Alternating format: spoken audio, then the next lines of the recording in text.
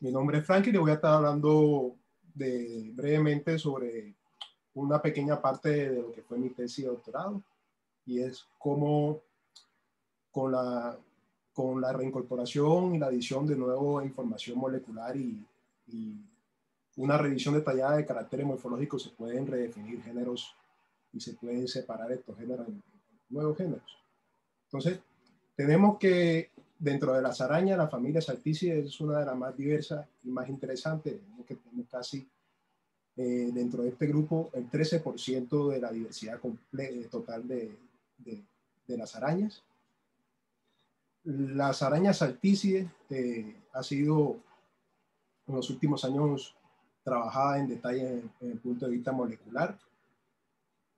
Recientemente, en el año 2015, Wayne Madison realizó una filogenia estructurada para todo el grupo, y dentro de esta filogenia nos cuenta y nos posiciona a la tribu Euphreyini dentro de del grupo de clados Saltafresia.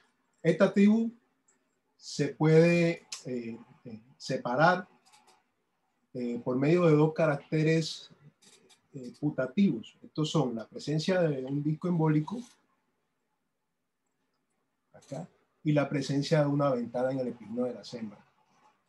Ahora, los estudios previos existentes para algunos de los representantes correspondientes a la tribu Euphreyini para el Caribe insular, en especial para las Antillas Mayores, puede dividirse en dos grandes periodos principales. El periodo correspondiente a los estudios previos o iniciales de Franganillo, entre 30 y 36, y los estudios de Elizabeth O'Brien entre 40 y 45, y casi 50 años después aparecen recientemente los estudios correspondientes a Porzinkis y Delamere y los estudios correspondientes a Sang y Madison entre los años 2012 y 2015. Precisamente en estos estudios de Sang y Madison entre 2012 y 2015 se destaca el trabajo correspondiente a la redefinición de lo que en ese momento fue llamado una subfamilia, que es Euphreyini, y que dentro de estos grupos de los Euphreyini se define un clado que va a corresponder al Caribe insular, clado netamente caribeño, que es el clado Antilatus. Va a estar compuesto por tres géneros fundamentales: el género Petemati, Truncatus y Antilatus, y ellos proponen la posibilidad de que existan otros dos géneros, que es el género Caribatus y el género Alodecta. Sin embargo, una revisión preliminar detallada de la morfología de los representantes de géneros Antilatus nos muestra que existe una gran variabilidad en cuanto a forma, y algunos caracteres pueden ser notoriamente diferenciables entre algunos grupos. Por ejemplo, tenemos que lo que antiguamente se llamaban pensácolas para el Caribe, que son especies netamente dominicanas en su mayoría, y los jaguardos pueden diferenciarse en cuanto a disposición y forma del quelícero, inclusive a disposición y presencia de algunas bandas de pelo en el prosoma, no solamente a niveles somáticos, sino también que existen otras diferenciaciones de tipos sexuales en cuanto a la presencia o no de algunas estructuras en el epiginio de la hembra y en el palpo del macho. Entonces esto nos generó algunas preguntas, y bueno, realmente será que todos estos ejemplares, si son realmente Antilatus, son del género Antilatus, que esos jaguardos si son Antilatus, y que esas pensáculas si son Antilatus. Entonces, este proyecto, pequeño proyecto, parte inicialmente como un eslabón dentro del proyecto de reconocimiento y de estudio de la geografía del Caribe, el proyecto CARBIO, y básicamente tuvimos durante un extenso periodo de tiempo entre el 2012 y el 2017, tuvimos una serie de muestreos y tratamos de ocupar, primeramente, aumentar el número de muestras existentes del Caribe, y en un segundo instante tener una mayor representatividad de especies pertenecientes al género Antilatus. Podemos ver que tuvimos de la diversidad total existente, que es aproximadamente, son 13 especies, pudimos secuenciar y tuvimos secuencias de una nueva especie y logramos revisar la morfología de 12 de estas 13 especies. Y adicionalmente a esto, logramos revisar molecularmente, extraer secuencias de aproximadamente 110 especímenes y revisamos la morfología de más de 500 especímenes. Y también logramos revisar también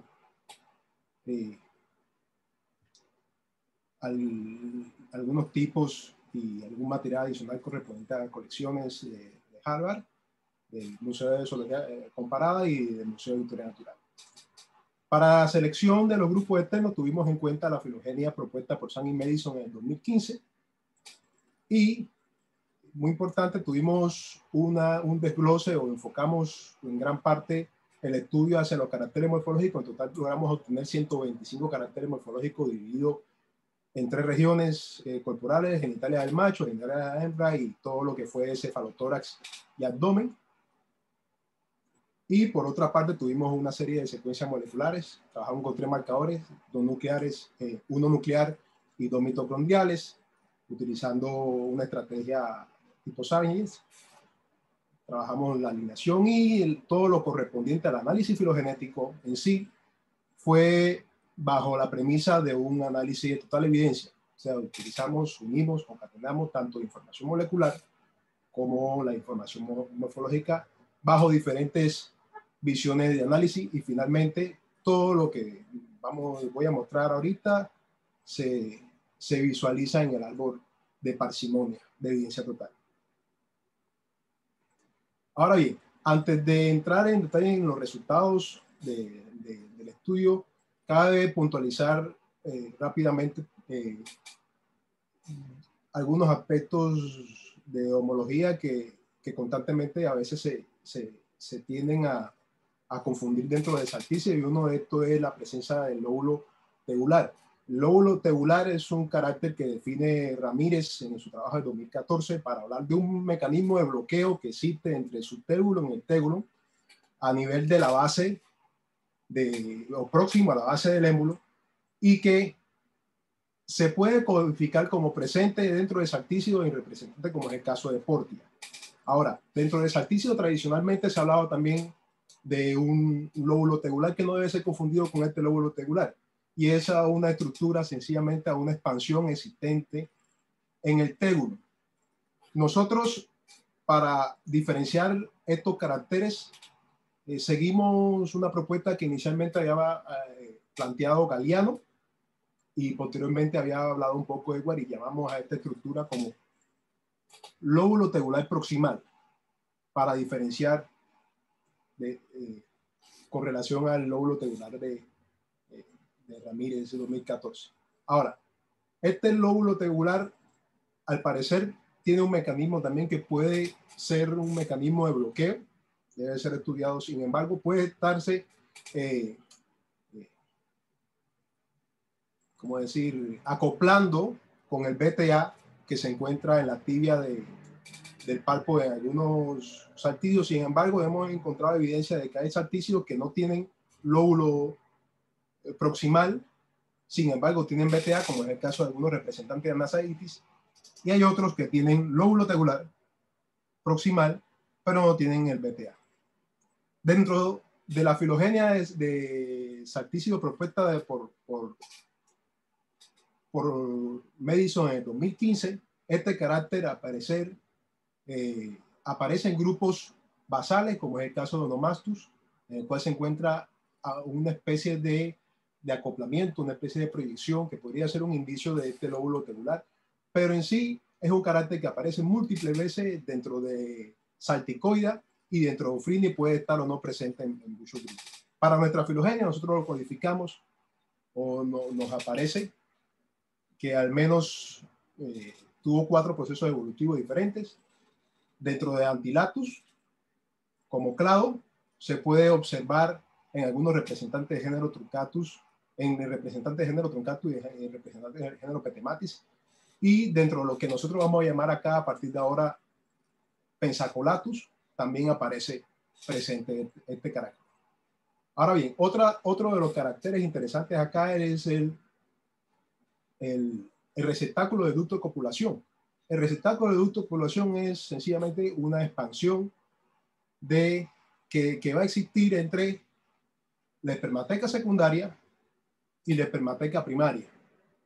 Este carácter, según Ramírez 2014, tiene un soporte en algunas estructuras que pueden ser encontradas dentro de grupos como haploidinos, son las glándulas que se encuentran en las espermatecas de algunos haploidinos.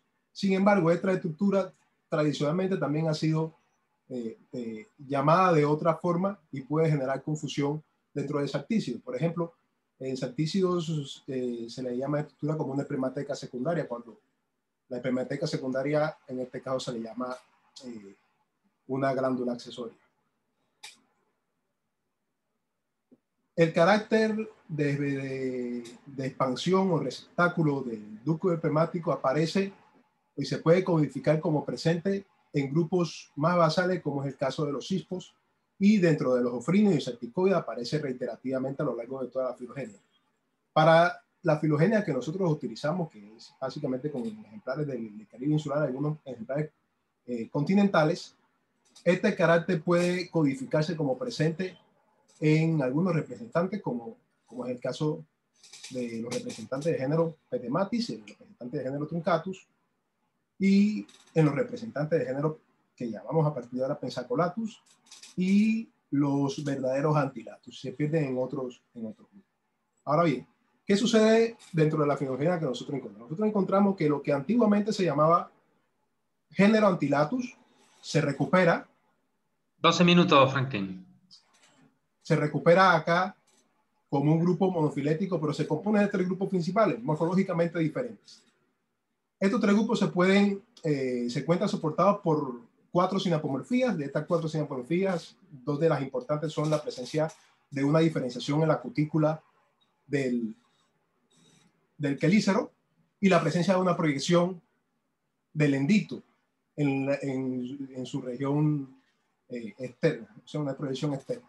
Ahora, dentro de estos grupos encontramos un grupo interesante que se va a encontrar representado, ya vayamos acá, Pensacolatus, es un grupo que se recupera con buenos soportes en evidencia total, y este grupo se va a diferenciar del resto de los grupos que se van a encontrar dentro de Antilatus por presentar inicialmente un solo diente en el retromargen del quelícero, haber perdido el tubérculo de la región abdominal y por presentar un lobs de retromargen del tegulum, o el lobs del conducto muy suave, casi no notable.